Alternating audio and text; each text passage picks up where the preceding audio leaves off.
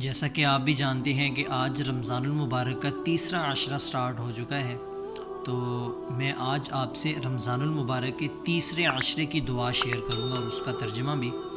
تو جیسا کہ آپ جانتے ہوں گے کہ رمضان المبارک کے تیسرے عشرے کی ایک دعا ہے، لیکن میں آج آپ سے دو دعائیں شیئر کروں گا۔ پہلی دعا تو یہ ہے، اللہم انک عفو تحب العفو فاعف عنا۔ میرے ساتھ ذرا مل کے دہرا لیں اگر آپ کو نہیں آتی، اللہم انک عفو تحب العفو فاعف عنا۔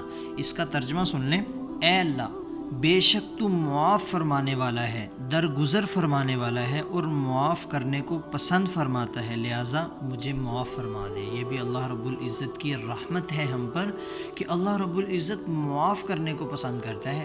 اللہ رب العزت ایسا نہیں ہے کہ ایک بندے سے اگر گناہ ہو گیا ہے تو اللہ رب العزت نے اس کو سزا دینی ہی دینی ہے، نہیں، اگر وہ توبہ کر لے گا تو اللہ رب العزت اس کو معاف کر دیں گے۔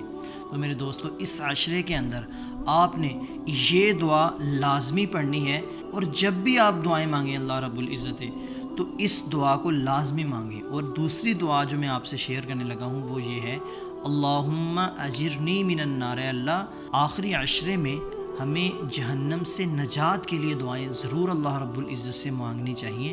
اللہ تعالی ہم سب کو معاف فرمائے۔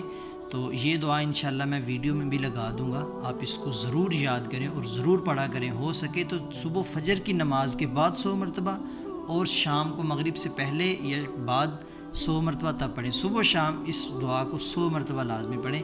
جزاک اللہ خیر۔ السلام علیکم۔